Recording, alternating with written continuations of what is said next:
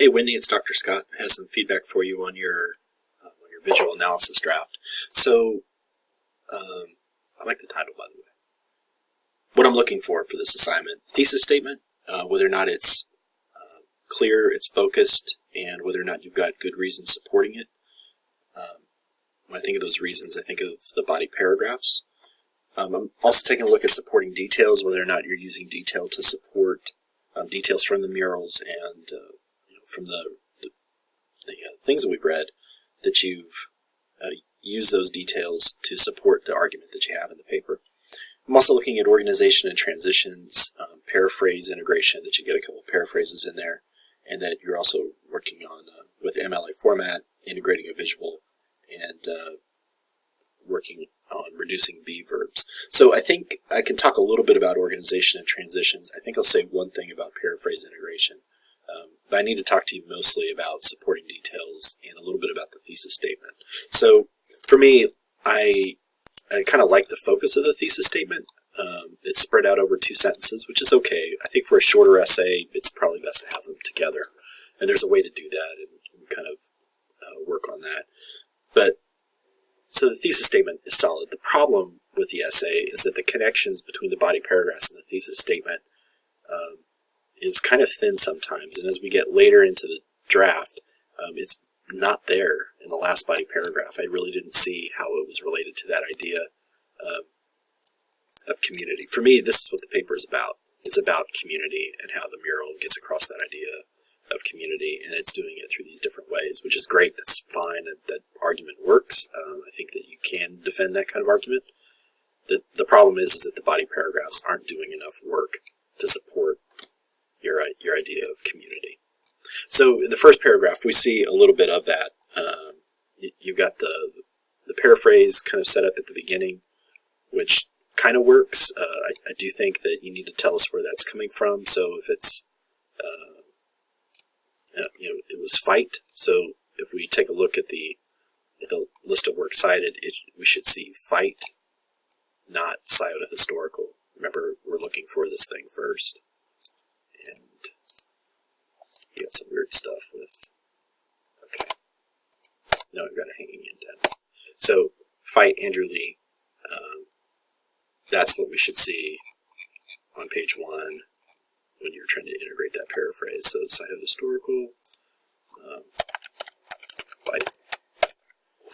If that doesn't make sense, you need to let me know. So, later in this paragraph, there's a little bit of discussion about community. There's not a lot of detail. I'm seeing a lot of detail from one of the murals. I'm not seeing a ton from the other mural.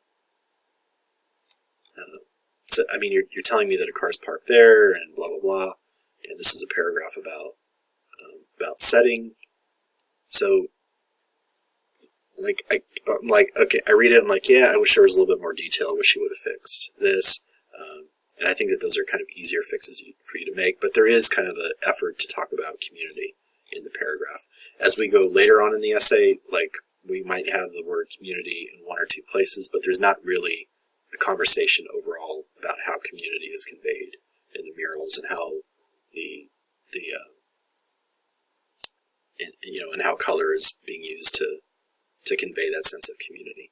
I think part of the issue, Whitney, is that the way that you've set the paragraphs up, it's like you're doing this kind of organization, which doesn't really work for me. Like the paper is about community, but you're organizing, you're sequencing ideas based on what caught your attention. And there's such a big gap between those two things that it's like, I'm not sure if that matters. It's not a meaningful way to organize or to sequence the paragraphs. I think you might say, you might kind of think to yourself, what is the most effective way with those 2 murals that Dafford gets across the idea of community? Think about that, because I'm pretty sure it's not setting.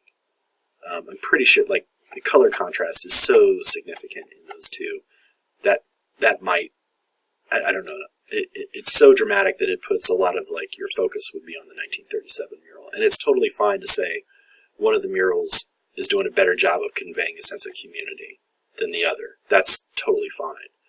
But I don't think it works to kind of say this caught my attention first and then this other thing caught my attention attention. And I think that's kind of keeping you from actually kind of diving in and making this wholly about community. So you need a first sentence that does something like this. Let me pause this while I write it. Okay, so I revised it, or I integrated the sentence in. The most effective way the two murals convey a sense of community is through the dramatic contrast in how they use color. If this was to be your leading paragraph, your first body paragraph, I think this kind of topic sentence is way more effective than this. This makes it about like, hey, this is just what I noticed. This makes it more about, hey, this is what I think. And I'm way more interested in what you can think and what you can argue. So I think sentences like this can help you keep a paragraph focused on what matters, and it's how do these details convey that sense of community. So a little bit better job with details here in this paragraph. I see specific colors. I'm not seeing,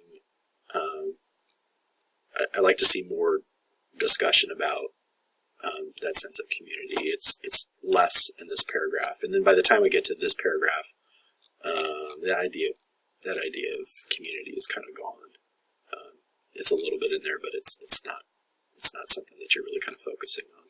So to kind of sum up, you need to connect your paragraphs to your paper's overall argument. Use more details to support your argument. I think that's needed throughout, and explain how those details support your paper's argument and the paragraph's main point. So if you got a paragraph about color and you're listing a few colors that are used in the 1940s mural, explain how those colors help convey that sense of community, or what they're trying to say about community.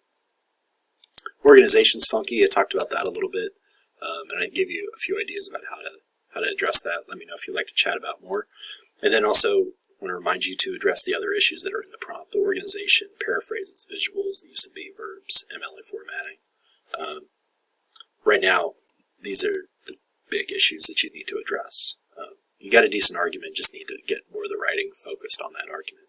All right, that's it for now. There'll be some opportunities in class next week to work on the revision and to ask them questions, but your revision will be due next Friday, which is November the 1st. All right, talk to you soon.